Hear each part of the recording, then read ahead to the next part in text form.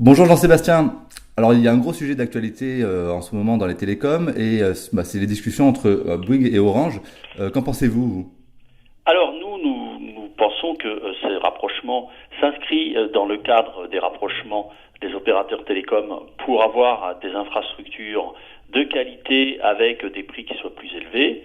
Et ça, c'est lié à la révolution industrielle que nous vivons actuellement, révolution numérique digitale qui met le numérique au cœur des préoccupations de tous les gens, que ce soit des consommateurs ou que ce soit des entreprises.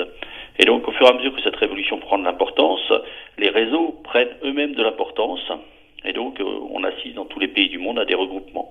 Mais ces regroupements ne sont pas toujours bons pour les sociétés qui se regroupent et sont généralement plutôt porteurs pour celles qui ne se regroupent pas. Oui, c'est un paradoxe parce que ces restructurations, c'est au final pour garder le client, mais on a vu récemment que ça ne marchait pas. Oui, on l'a vu avec Numéricable SFR, un gros rapprochement qui a provoqué un départ en un an d'un million de personnes. Donc c'est quand même beaucoup de clients qui s'en vont et la fuite ne semble pas terminée.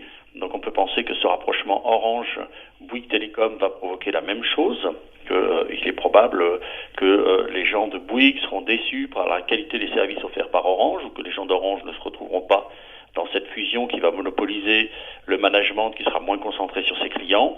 Et donc de nouveaux clients qui vont partir. Alors d'un point de vue d'investisseurs que nous sommes, nous pensons que Iliad, qui a vraiment mis le client au cœur de ses préoccupations, sera le gagnant.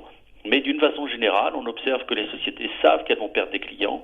Simplement, c'est pour elles un moyen de conserver un actif client, même si pour conserver cet actif client, il faut faire des acquisitions vraiment défensives. Ok, et est-ce que vous voyez d'autres secteurs où il se passe à peu près les mêmes choses? Oui, je pense que ces acquisitions vont s'étendre en 2016 à l'ensemble des secteurs. 2016 devrait être une année de fusion, d'acquisition en tout genre, parce que la plupart des sociétés doivent faire face à la montée de disrupteurs. La plupart des secteurs sont attaqués par ces fameux disrupteurs, cette ubérisation de l'économie. Et donc, ils doivent absolument contrer ces montées de disrupteurs et ils ne peuvent pas le faire parce que la remise en cause de toute leur organisation autour du client est très lourde. C'est quelque chose qui est très difficile à faire. Donc, ils préfèrent essayer de gagner du temps en rachetant des acteurs, c'est-à-dire en faisant ce qu'ils savent faire.